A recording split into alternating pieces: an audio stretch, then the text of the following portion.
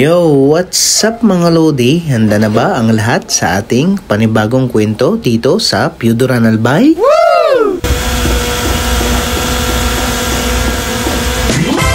Woo!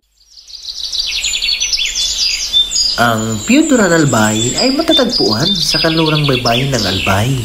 Nakaharap sa Boreas Pass. Ang bayan ay madaling maabot sa pamamagitan ng kalsada.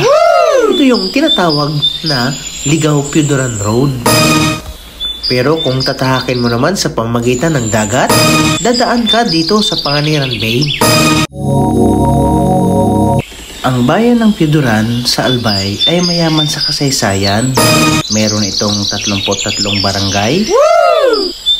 Bukod riyan, kilala ito bilang Panganiran dahil sa lokasyon nito na nakaharap sa Panganiran Bay.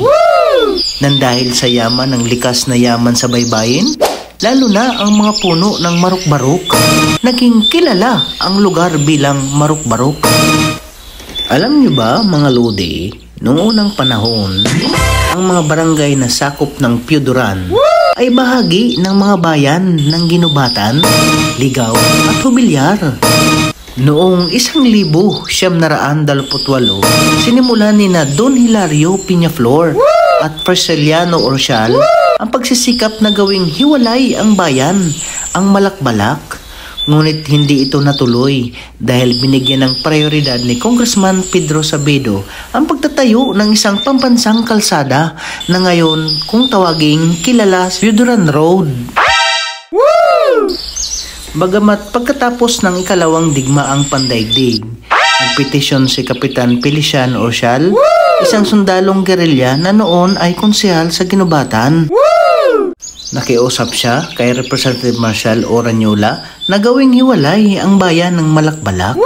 Isang panukalang batas ang naipasa noong 1939 at sinusuportahan naman ito ni Congressman Piuduran na pumalit kay Representative Branyola.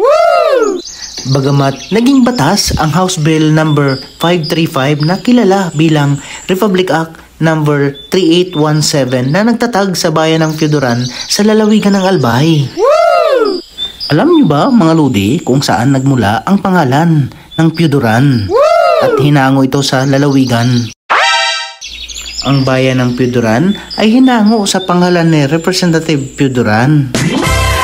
Ang kasaysayan ng Piuduran ay nagpapakita ng pagsisikap ng mga tao sa lugar na mapaunlad ang kanilang bayan. Mula sa pagiging bahagi ng ibang mga bayan, naging isang malayang bayan ang Piuduran at patuloy na umunlad hanggang ngayon. Bukod riyan, dito matatagpuan ang iba't ibang klaseng beach resort sa Piuduran Albay katulad na lang ng Beach Resorts RR at saka yung Reed Beach Resort.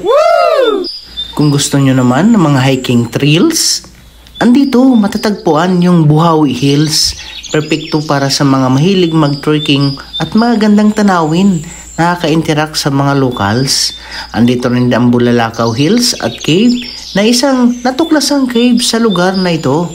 Maglalakad ka ng 30 minutes hanggang sa oras mula sa Flores Elementary School. Andito rin din ang Binandirahan Hills, matatagpuan sa hangganan ng 3 barangay na may 4 na entry point. Alam nyo ba mga Lodi kung sa inyo may mga kanya-kanyang dinaraos na festival, dito meron din silang dinaraos na festival kung tawaging Tinapa Festival.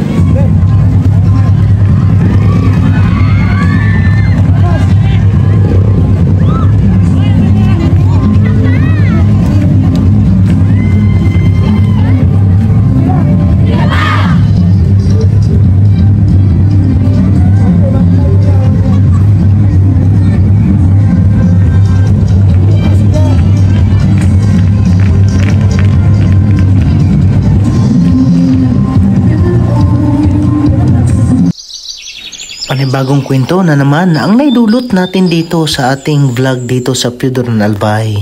So kung baguhan ka pa lang dito sa ating munting channel, Sniper Sound Adventure, huwag kalimutang mag-subscribe at mag-follow.